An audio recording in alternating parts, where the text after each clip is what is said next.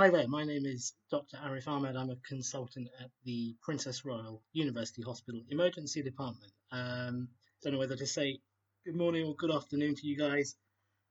This is a very strange way to give a lecture over some of the most bizarre times of our practice in medicine. But anyway, this is an induction lecture which is on a topic of pain in the limbs, but not due to trauma. So we've named this lecture Atraumatic lower limb pain.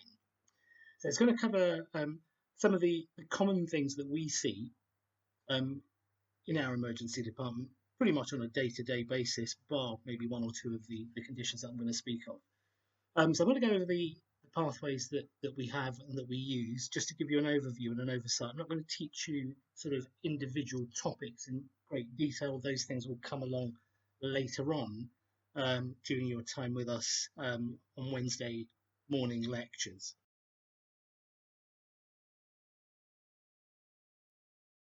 The first thing I'm going to talk to you guys, the slide that you will see is something that I reckon most of you guys have seen a lot of already. Common soft tissue infection, usually affecting the lower limbs, cellulitis. Now, there was a time we used to admit pretty much every case of cellulitis into hospital, and we do still do that. But we are now creating pathways, not just because of COVID-19, but we are creating pathways where those patients who are not so sick can actually be managed on an outpatient basis, and they usually have a drip put in, and then they go away home with the drip in, as long as they're sensible and they're with it and they're not too old and frail, and then they'll come back and have further shots of antibiotics, and I'll go over the pathways with you very shortly. So cellulitis, usually strep, can be staph as well. There is a cellulitis pathway that you'll find in the ED manual that you hopefully have got. The microbiologists do publish a guideline for this. It does change periodically. It hasn't changed a huge amount in recent times, but they do use some interesting ones on people that can go home with cellulitis. So we have a form that we use. It's something that is available on the ED drive. We have this thing called OPAT, come up with fabulous sort of abbreviations for things, but OPAT certainly rings in a lot of thoughts about perhaps antibiotic therapy. But anyway, we digress. So carrying on from that, we class our cellulitis in differing levels of severity, and there's class 1, class 2, class 3 and 4. And if you cast your eyes across to class 1 and 2, these are people that are generally well, they don't have any features of sort of sepsis or pre-sepsis sort of features. So the SIRS criteria, which you can see there, which is to do with the temperature, the heart rate, the respiratory rate, and the white cell count. People who are systemically looking well, don't have any other sort of significant comorbidities. The ones that sort of we've highlighted on here, peripheral vascular disease, chronic venous insufficiency, or morbid obesity. So class 1 and 2 people are people that are generally considered to be okay to go home and then be followed up. So if you can see the pathway over there, first line is flucloxacillin. If they're pen allergic, they get doxycycline plus trimethoprim, and the doses are written down on the chart in the left-hand corner. They're normally treated for 1 to 2 weeks, and they usually have a review on about day 3. And then there are people who come in looking sick, and they're fairly easy to spot. They generally look quite unwell, and you get a feel for that when you work with us in the emergency department. They'll have abnormal signs. They might be tachycardic. They might have a low blood pressure, so features of sepsis. We tend to do a lot of venous blood gas work every day, pretty much on everyone that comes in who looks unwell. And the lactate is also a good measure of severity.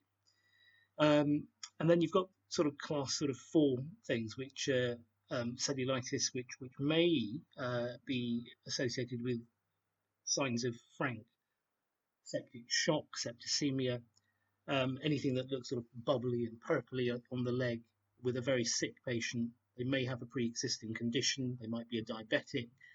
Um, Familiarize yourself with what necrotizing fasciitis looks like. It's generally very dark purple, bubbly skin with a rapidly advancing edge, and that needs to be usually immediately taken care of debridement and/or amputation.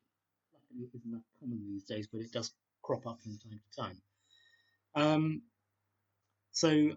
What then happens after that is your patients are usually the ones that get sent home are then brought back to usually our ambulatory care pathway under the physicians, and they will monitor the cellulitis and look after it and make sure that it resolves.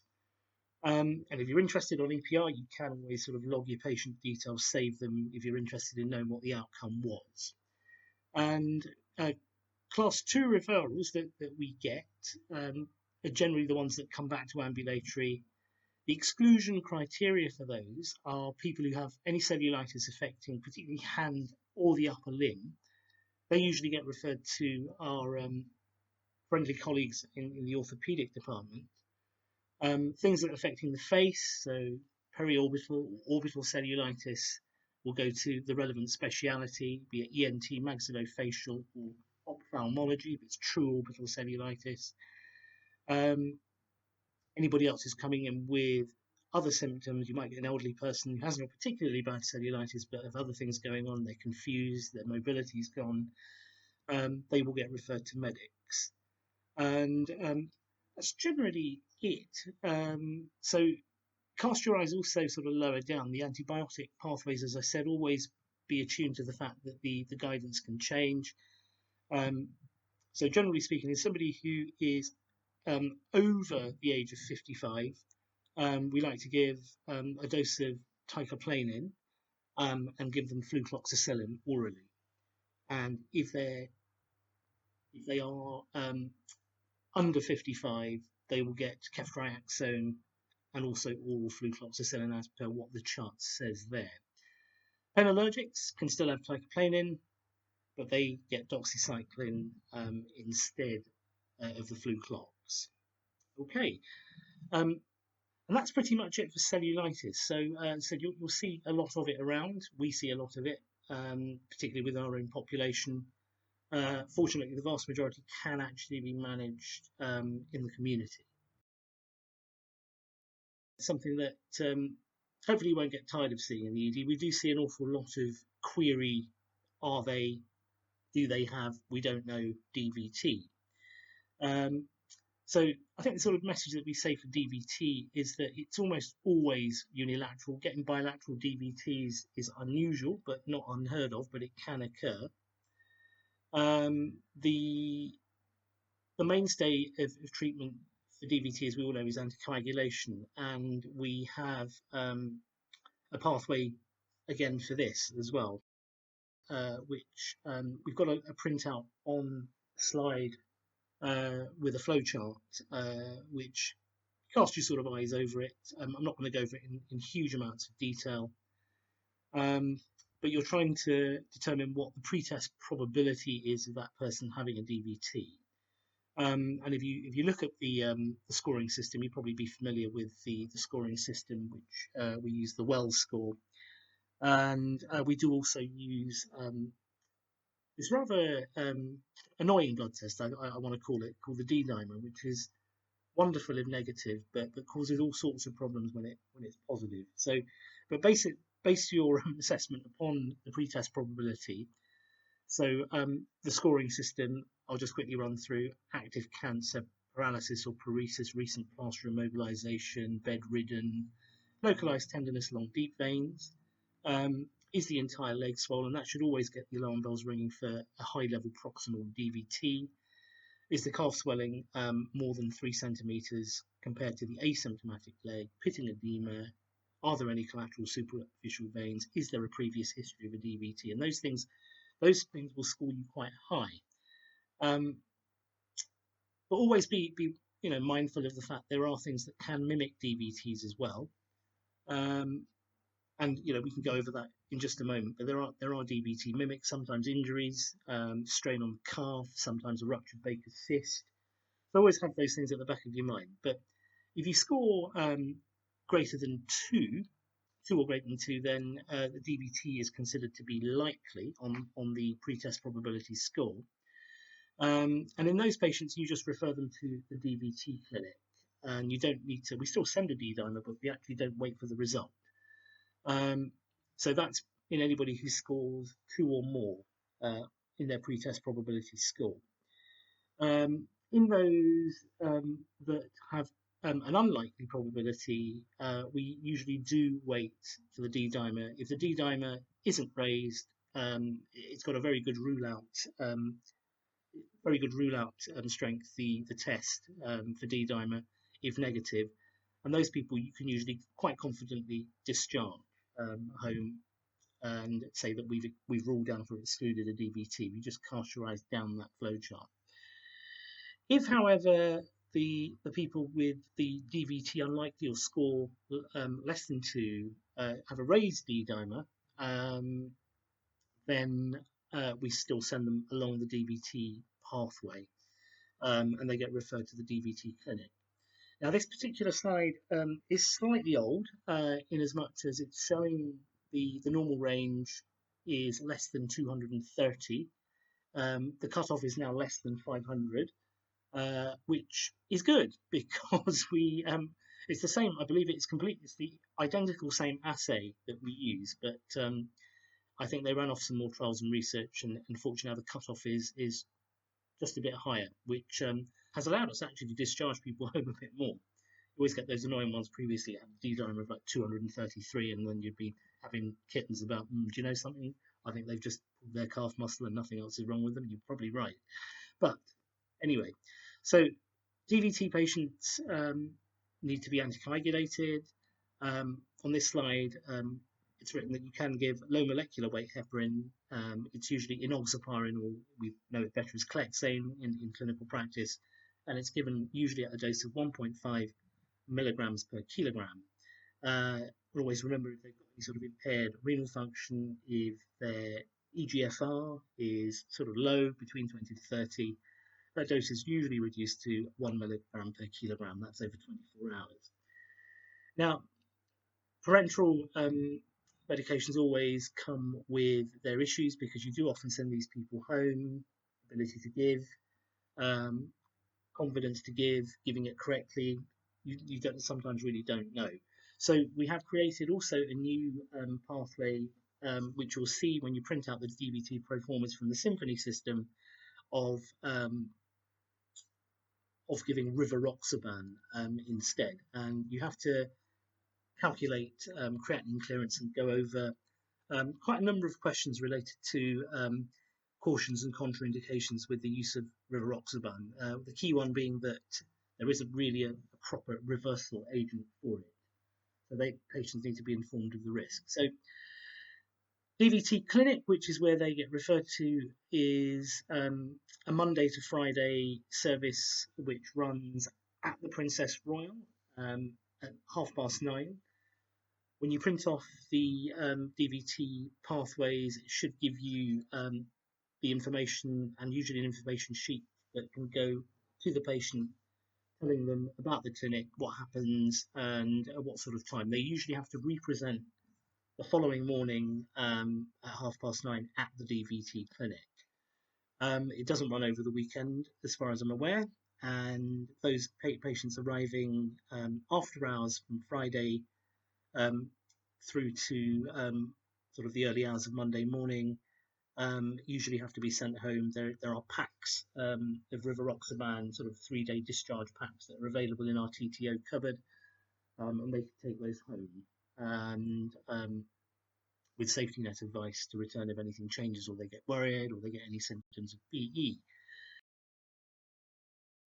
Okay, so we'll move on to the final topic of the atraumatic limb pain lecture, and that is the acutely ischemic limb. Quite an interesting picture of one foot that looks nice, pink and fused, one on the right, however, looks rather ghastly pale.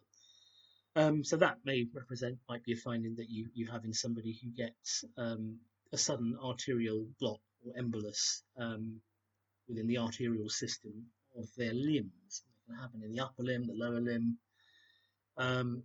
So just be aware that we do see this. It's not that common, but we do say it's not nowhere near as common as a DVT or a cellulitis.